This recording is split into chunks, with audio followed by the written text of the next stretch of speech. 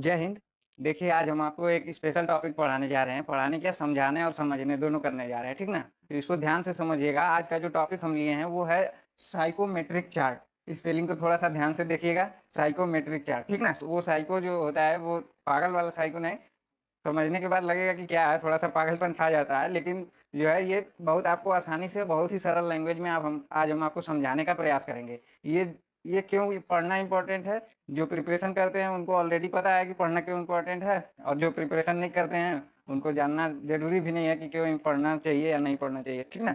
इसका physical significance भी आपको हम बताएँगे, लेकिन इससे पहले ज़रूरी है कि चार्ट को समझें, क्योंकि बड़े-बड़े लोगों का पसीना छूट जाता है इसको समझने में। समझाने वाला तो भई समझ के ही समझाता है, लेकिन जो है पेपर बुक में जैसे बनाया रहता है उसको देख के लगता है कि ये क्या छाता-नुमा टाइप का बना दिया है, ठीक ना? तो चलिए स्टेप बाय स्टेप समझेंगे, ठीक? आपको समझाने से पहले हम यहाँ कुछ असम्पशन लेंगे, ठीक ना? असम्पशन क्या रहेगा वो हम आपको बताते हैं। देखिए, असम्पशन क्या है साइकोमेट्रिक चार्ट पढ़ने का, ठीक ना? असम्पशन हम ये लेंगे कि जो हम यहाँ लिख रहे हैं हम ये मान के चलेंगे कि वो सब आप ऑलरेडी जानते हैं, तभी आप साइकोमेट्रिक चार्ट को समझ पाएंगे, वरना उससे पहले आपको थोड़ा सा पढ़ना पड़ेगा। या फिर चलिए मैं एक एक पॉइंट करके मैं बता दे रहा हूँ असम्पशन क्या आएगा। असम्पशन में कुछ पॉइंट है जिसको आपके बारे में जानकारी रखना जरूरी है, ठीक ना? ऐसा कोई असम्पशन नहीं है स्ट्रेस हुक्स लॉ ऐसा वाला नहीं, ठीक ना? जो पॉइंट है जो कि साइकोमेट्रिक चार्ट में आते हैं वही आपको हम एक असम्पशन बोल रहे हैं, ठीक ना? तो हम ये मानते हैं कि आप सैचुरेशन कर्व जानते होंगे, सैचुरेशन कर्व, ठीक ना? सैचुरेशन कर्व जानते होंगे। आप ड्राई बल्ब टेम्परेचर जानते होंगे, वेट बल्ब टेम्परेचर जानते होंगे, या फिर ड्यू पॉइंट टेम्परेचर जानते होंगे, ठीक ना? आप स्पेसिफिक ह्यूमिडिटी के का मतलब जानते होंगे, रिलेटिव ह्यूमिडिटी, ठीक ना? RH से इसको डिनोट करते हैं। इसके बारे में जानते होंगे, और हम आशा करते हैं कि आप स्पेसिफिक वॉल्यूम के बारे में भी जानते होंगे, ठीक? स्पेसिफिक वॉल्यूम के बारे में जानते होंगे, स्पेसिफिक एंथैल्पी के बारे में जानते होंगे, ठीक ना? स्पेसिफिक एंथैल्पी के बारे में जानते होंगे। आप ड्राई एयर के बारे में ज़रूर जानते होंगे, ड्राई एयर क्या है, ठीक? मॉइस्ट एयर क्या है, ठीक ना? मॉइस्ट एयर हो गया, ड्राई एयर हो गया, और ह्यूमिडिटी वगैरह ये सब तो पता है। आपको पता होगा डाल्टन्स पार्शियल प्रेशर लॉ क्या होता है, डाल्टन्स पार्शियल प्रेशर लॉ, ठीक ना? ये क्या होता है, इन सब के बारे में आप जरूर जानते होंगे, ठीक है? तो ये assumption नहीं है, ये वही पॉइंट है जो कि आपके साइकोमेट्रिक चार्ट में आने वाले हैं, ठीक ना? जो कि आपको समझने में हेल्प करेगा। चलिए, अगर आपको नहीं पता होगा तो हम एक एक बार एक एक पॉइंट से देख लेते हैं। देखिए, शुरुआत से यहाँ से करते हैं। ड्राई एयर क्या होता है? जो एयर आपके आसपास आजकल गर्मी के दिन में जो दिख रहा है ना, जिसमें मॉइस्चर कंटेंट ना हो, यानी प्योर एयर, मतलब जिसको यहाँ इस प्रेशर गिरा रिड्यूस करने पे आपको ठंडा फील ना हो, मतलब उसमें कोई चेंजमेंट ना हो, ड्राई एयर बोलते हैं। मॉइस्ट एयर का मतलब कि वाटर कंटेंट हो उस एयर में, तो मॉइस्ट एयर जैसे अगर ठंडा किया जाए तो वो उसमें से लिक्विड या वाटर वेपर जो है कंडेंस हो जाए, उसको मॉइस्ट एयर कहते हैं, ठीक? अभी तो डाल्टन पार्शियल प्रेशर ला क्या होता है? डाल्टन पार्शियल प्रेशर ला ये होता है कि अगर दो हम डिफरेंट डिफरेंट एटॉमिक मास वाले या फिर दो अलग अलग गैसों को आपस में मिक्सचर करेंगे तो उनका जो अपना प्रेशर होगा मिक्स करने पे वो दोनों जुड़ जाएगा। मतलब होता है पी टोटल इक्वल टू होता है P1 प्लस P2, ठीक ना? यानी कि दोनों gas different different gas one ये मान लीजिए ये गैस टू है, और दोनों को मिक्स करेंगे तो अपना जो प्रेशर होगा टोटल प्रेशर दोनों का ऐड करके आ जाएगा, ठीक? ये डाल्टन पार्शियल प्रेशर ला होता है, ये आप इंटर में भी पढ़े होंगे, ठीक? अब देखिए, सैचुरेशन कर्व जानते होंगे, स्टीम वाला जो सैचुरेशन कर्व आप पढ़े सेम उसी तरह का सैचुरेशन कर्व होता है। ये आपका होता है सैचुरेशन कर्व, ये पार से टीएस डायग्राम लेंगे तो कांस्टेंट टेम्परेचर लाइन, ये इस आइसेंट्रोपिक लाइन हो जाता है, ये आपका ये इधर सुपर हीटेड रीजन हो जाता है, इधर ये वेट एरिया हो जाता है, ये क्या हो जाता है आपका सेचुरेटेड लिक्विड लाइन और सेचुरेटेड वेपर लाइन, ठीक ना? ये सेचुरेशन कर्व हो गया। ड्राई बल्ब टेम्परेचर क्या होता है? ड्राई बल्ब टेम्परेचर उसको कहते हैं कि अगर हम ऑर्डिनरी थर्मामीटर को, ठीक ना, मान लीजिए ये थर्मामीटर है, ठीक? नीचे नहीं दिख रहा होगा तो थर्मामीटर को एज्यूम कर लीजिएगा, ठीक ना? जिसे बुखार नापते हैं वही वाला। तो उसके बल्ब जो टिप होता है, मान लीजिए थर्मामीटर है, इधर ये थोड़ा सा पतला होता है थर्मामीटर का, तो इसके टिप को अगर डायरेक्ट हम एयर में रख दें और तब टेम्परेचर को मेजर करें, तब जो टेम्परेचर आता है उसको ड्राई बल्ब टेम्परेचर, मतलब बल्ब जो ये इसको बल्ब बोलते हैं थर्मामीटर का, ठीक ना? थर्मामीटर के टिप को बल्ब बोला जाता है। तो उस समय जो बल्ब का रीडिंग आएगा उसको बोलेंगे ड्राई बल्ब टेम्परेचर। और वेट बल्ब टेम्परेचर क्या होता है कि अगर हम इस ये बल्ब पे वेट कपड़ा, वेट मतलब भीगा हुआ कपड़ा, मान लीजिए भीगा हुआ कपड़ा समझ लीजिए, एज्यूम कर लीजिए, ठीक ना। भीगा हुआ कपड़ा लपेट कर अगर एयर में रख दें तब जो रीडिंग आएगी इसकी, मान लीजिए यहाँ ये डिनो मतलब रिप्रेजेंट होगा यहाँ पे 1 degree 2 degree 30 degree 25 degree Celsius, ऐसा है ना। तो अगर तब रीडिंग जो आएगी उसको वेट बल्ब टेम्परेचर बोलते हैं। अब अगला है ड्यू पॉइंट टेम्परेचर, क्या होता है, डीपीटी से इसको डिनोट करते हैं, ठीक ना। डीपीटी क्या होता है, ड्यू पॉइंट टेम्परेचर उस टेम्परेचर को कहते हैं जब यदि एयर को कूल करा जाए तो वहाँ वहाँ से क्या होता है कि वो एयर से जो मॉइस्चर होते हैं वो कंडेंस्ड होना शुरू हो जाते हैं। तो उसको जैसे ड्यू पड़ता है ना ठंडी के दिन में, ड्यू ओस बोलते हैं, और ड्यू पीने वाला भी होता है, तो सेम तरह का फीलिंग देता है, ठीक ना। ड्यू जैसे पीते हैं वो शरीर पर पड़ता है तो उसी तरह का फीलिंग देता है। तो ड्यू पॉइंट टेम्परेचर वो टेम्परेचर होता है जहाँ से मॉइस्ट एयर में से वाटर वेपर जो है वो कंडेंस होना, कंडेंसेशन शुरू हो जाता है, उसको ड्यू पॉइंट टेम्परेचर बोलते हैं, ठीक ना। इसको हम इसमें भी प्रेजेंट करके दिखाएंगे क्या होता है। स्पेसिफिक ह्यूमिडिटी क्या होता है, स्पेसिफिक ह्यूमिडिटी को हम लोग रेशियो के टर्म में डिफाइन करते हैं। जैसे specific humidity is the ratio of the mass of water vapour to the air in the sorry dry air, मतलब कि इसको हम ऐसे डिनोट करते हैं, water vapour mass of water vapour in the air to the mass of air, मतलब जो water vapour जो है एयर में प्रेजेंट होगा उसका और उसके टोटल एयर के मास को क्या बोलते हैं, ये स्पेसिफिक ह्यूमिडिटी। अब रिलेटिव ह्यूमिडिटी क्या होता है, रिलेटिव ह्यूमिडिटी को डिफाइन इस तरह से करते हैं कि mass of the water vapour at any given temperature to the mass of the air या फिर dry air at the saturation temperature, ठीक ना। अभी सिर्फ डिफिनीशन ध्यान में समझिए, इसमें आपको सब समझा देना, ठीक ना। तो mass of water vapour at any given temperature to the mass of the air at saturation temperature, ठीक ना। तो इसको बोलते हैं रिलेटिव ह्यूमिडिटी।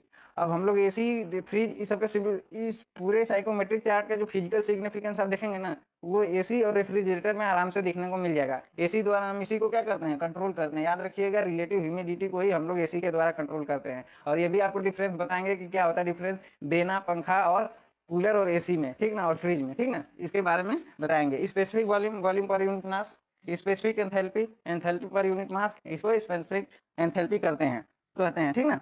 अब ये समझ गए। अब एक बार थोड़ा सा आपको सेचुरेशन कर्व के बारे में समझा देते हैं, इसके बाद जस्ट हम लोग मूव ऑन कर जाएंगे साइकोमेट्रिक चार्ट पे। तो इसको हम क्या करते हैं, इसको इरेज कर लेते हैं, ठीक ना। एजम्पशन को हम तुरंत इरेज कर देते हैं। इसके बाद हम जो है सेचुरेशन कर्व को देख लेते हैं और उसके तुरंत बाद क्या करेंगे, हम लोग साइकोमेट्रिक चार्ट पे जंप कर जाएंगे, ठीक है। चलिए, थोड़ा सा गीला गीला सा हो गया थोड़ा सा, ठीक है। तो सेचुरेशन कर्व जैसे आप स्टीम जनरेशन में देखे होंगे, जो टीएस पीवी एचएस पीएच ये सब मोलियर चार्ट डायग्राम, तो वही जो है टीएस डायग्राम द्वारा हम इसको आपको हम समझाने का प्रयास कर रहे हैं, ठीक ना। मान लीजिए ये टीएस डायग्राम है, टीएस डायग्राम, कुछ ऐसा कर्व आप देखे होंगे, ठीक। इसको क्या बोलते हैं, सेचुरेटेड लिक्विड लाइन, एसएलएल, ठीक ना, saturated liquid line, saturated vapour line, vapour line, या फिर इसी को क्या बोल देते हैं आप लोग, सेचुरेटेड वेपर लाइन या सेचुरेशन कर्व, ठीक ना। ये होता है आपका क्रिटिकल पॉइंट, सीपी से डिनोट करते हैं, ये वेट रीजन हो जाता है आपका, ठीक ना। अब बात हम लोग क्या कर रहे हैं, एयर सुपर हीटेड एयर या एयर, ठीक ना, और dry bulb wet bulb temperature कैसे निकाला जाएगा। मान लीजिए ये एक कांस्टेंट प्रेशर पे हमने ये कर्व ले लिया, ठीक है, कांस्टेंट प्रेशर पे, कांस्टेंट प्रेशर कर्व होता है, ठीक। यहाँ मान लीजिए एयर है, ठीक, एयर है, एयर सबसे हॉट होता है, हॉट मान के चल रहे हैं, ठीक ना। उसके बाद आ जाता है मान लीजिए ये ड्राई बल्ब टेम्परेचर, ठीक ना, एयर का ड्राई बल्ब टेम्परेचर, एयर को हम लोग यहाँ पे ले लिए, ठीक। ये आ जाता है डीबीटी, ड्राई बल्ब टेम्परेचर, इसको हम टेम्परेचर लाइन को यहाँ ले लिए, ठीक। और यहाँ पे ले लेते हैं हम wet bulb temperature, wet bulb temperature, ठीक। और जो ये सेचुरेशन लाइन होता है ना, क्योंकि जब ठंडा करते हैं स्टीम को तो क्या होता है, सेचुरेशन कर्व पे आप आके आपने क्या होता है, कंडेंसेशन शुरू हो जाता है इसके पीछे। तो ये जो टेम्परेचर होगा इसी को हम लोग बोलेंगे क्या, ड्यू पॉइंट टेम्परेचर, क्या बोलेंगे, ड्यू पॉइंट टेम्परेचर, डीपीटी, ठीक। अब देखिए, अब सुने होंगे आप लोग वेट बल्ब डिप्रेशन और ड्यू पॉइंट डिप्रेशन, डिप्रेशन क्या होता है। देखिए, जो इसके और इसके टेम्परेचर के बीच जो डिफरेंस होता है ना, ड्राई बल्ब टेम्परेचर और वेट बल्ब टेम्परेचर के बीच का डिफरेंस, इसी को हम लोग बोलते हैं वेट बल्ब डिप्रेशन, डिप्रेशन, ठीक। और जो डीबीटी ड्राई बल्ब टेम्परेचर और ड्यू पॉइंट टेम्परेचर के बीच जो डिफरेंस होता है डेल्टा T1, इसको डेल्टा T2 से डिनोट कर देते हैं, तो इसको बोलते हैं क्या, ड्यू पॉइंट डिप्रेशन, ठीक। इसको याद रखिएगा, समझ लीजिएगा, ठीक ना। अब ये चीज समझिए, बस हमारा बताने का मकसद यही था इस कर्व से, ठीक। अब हम लोग चलते हैं साइकोमेट्रिक चार्ट पे, ठीक। साइकोमेट्रिक चार्ट देख के छाता जैसा समझ में आता है, लगता है कि कैसे बनता है, ठीक ना। लेकिन आप ध्यान से समझेंगे तो बहुत आसानी से ये बन जाता है। पीछे वाला जो भी पॉइंट हम लिखे थे जंक्शन नाम देकर, अगर उसके बारे में आप अच्छे से समझते होंगे, अच्छे से इन द मीन्स के उसके बारे में डिफिनीशन अगर जानते होंगे तो आप जरूर इसको आसानी से समझ जाएंगे। ठीक है, चलिए तो स्टार्ट करते हैं साइकोमेट्रिक चार्ट बनाना। कैसा बनता है ये सब हम लोग जानते हैं, तो उसके जो आउटलाइन जो है उसको हम पहले ही ड्रा कर देते हैं। ठीक है, चलिए ये हो गया,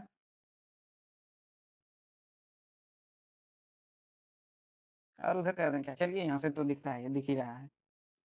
ठीक, ऐसा कुछ बनता है। ठीक, अब इसमें कुछ डिनोटेशन होते हैं, नोटेशन कर देते हैं।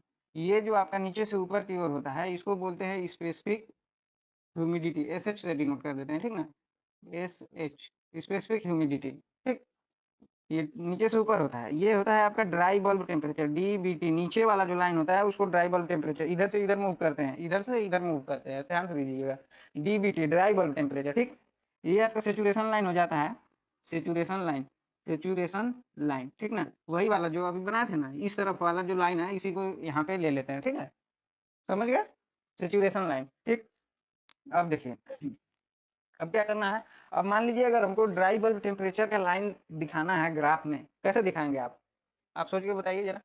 ड्राई बल्ब टेम्परेचर हमको घटते से बढ़ते की ओर जाना है, मतलब क्या करना है, वर्टिकल लाइन ड्रॉ करेंगे, वर्टिकल लाइन ड्रॉ करेंगे ना, अपने से समझ लीजिएगा, हमारे कहने पे मत मानिएगा क्योंकि आप भी पढ़े ही हैं। ठीक है, तो हम लोग ड्राई बल्ब टेम्परेचर को क्या करते हैं कि वर्टिकल लाइन से दिखा देते हैं, तभी ना इधर से हम लोग बढ़ते हुए टेम्परेचर की ओर बढ़ जाते हैं ड्राई बल्ब टेम्परेचर पे।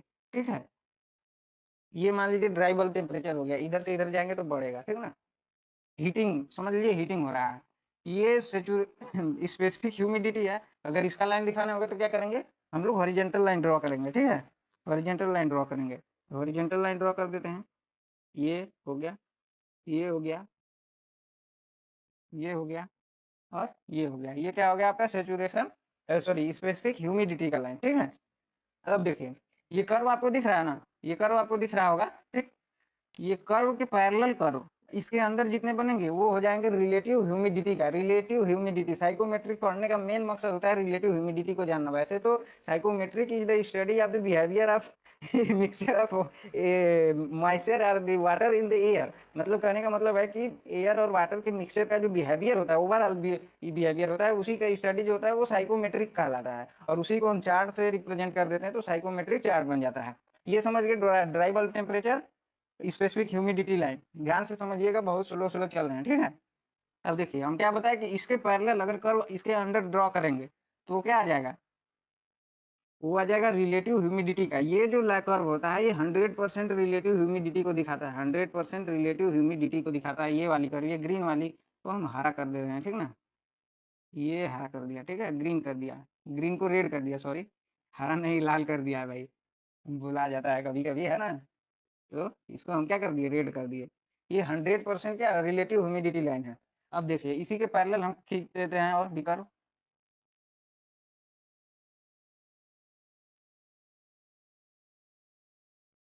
ठीक है, ये हो गया।